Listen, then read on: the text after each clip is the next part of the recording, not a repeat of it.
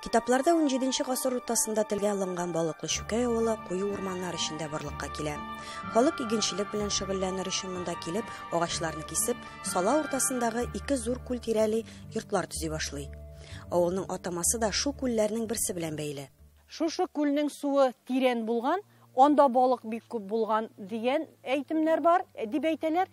Шушы борынгы төрки теленнән алынган шук сүзе. Балык күп, шук кебек күп дигәннән алынып, шушы күл белән бәйле булып, балыклы Шүкәй дигән исем алган. Әлеге авыл янында башка салалар да барлыкка килә. Кайвакыт алар белән низаклар туып, сәнәк сугышлары да булган. Урамы белән янгыннар да булмый калмаган. Халыктан килгән риваятләр буенча авыл торган җирдә изгеләр урынында бар. Кешеләр ниндидер ак киемнән киенгән бабайлар, ак киемнән кигән ниндидер кызлар күргәннәр бу изгеләр урыныдыр дип. Шуңа күрә авылда изге чишмәләр күп. Шуларның берсе янында ел саен Аллаһ ризалыгы өчен саланы саклаучы изгеләр исеменә атап корбан чалалар. Авылдашларны һәм күрше тирәдәге бар халыкны җыеп аш үткәрәләр. Әрвахларга хөрмәт белән карыйлар. Ел саен зиратны чистартып, аларга дуга кылалар. Борынгыдан килгән ташлары да сакланган. Шуларны Индира ханым авыл имам хатибы һәм зияратның каравылчысы Илгиз хәзрәт белән бергә күрсәтте. Менә шушы 4 таш бүгенге көнгә кадәр саклана, бик яхшы хәлдә сакланганнар, ләкин бүгенге көнгә кадәр укый алган кеше тапмадык әле без менә. Әлеге эштә балыклы Шүкәйлеләргә ярдәм йөзеннән без Казандагы Тарих институтының өлкән фәнни хезмәткәре, ташлар буенча белгеч Айдар Гайнетдиновка мөрәҗәгать иттек. Ул безгә ташларның ияләрен әйтеп бирде. Әлеге 4 таш 19 гасырга карый һәм бер нәселгә килеп тоташа икән. Менә монда 1872 елда җирләнгән авыл мулласы Мөхәммәддин Касыйм улы. Аннан ерак түгел 1912 елда үлгән Мөхәммәддин мулланың улы Габделлатиф Касыймов күмелгән.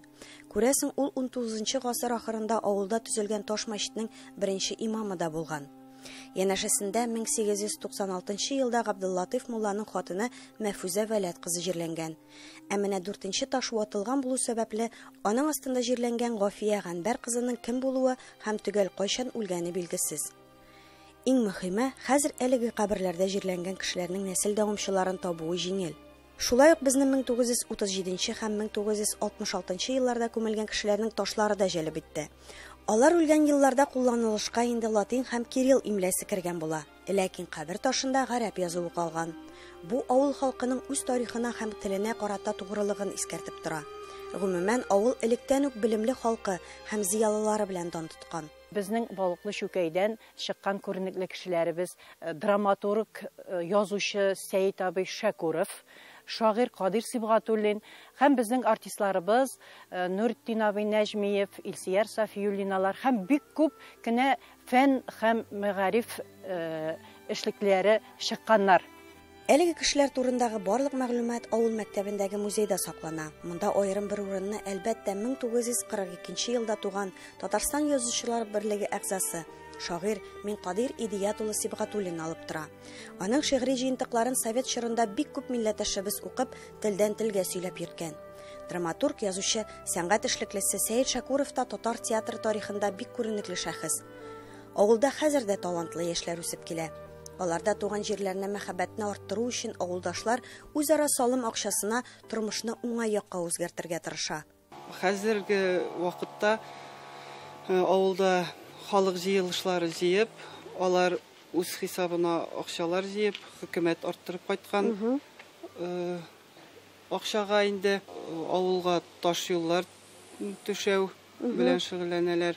Балалар мәйданчыгы барлыкка китерәсе килә шул акчага. Хәзергесе көндә эш башланды. Шулай ук субсидиялар алалар инде авыл халкы. Дәүләт программаларында да катнашып, шәхси хуҗалыклар булдырганнар. Тырышып, тырмашып яши сала халкы. Ә гасырлар белән сыналган балыклы Шүкәй сынмый, сыгылмый. Көндә матурайып килә. Алга таба да шулай булсын. Зөһрә Фатыйхова, татарлар, балыклы Шүкәй авылы, Балык Бистәсе районы.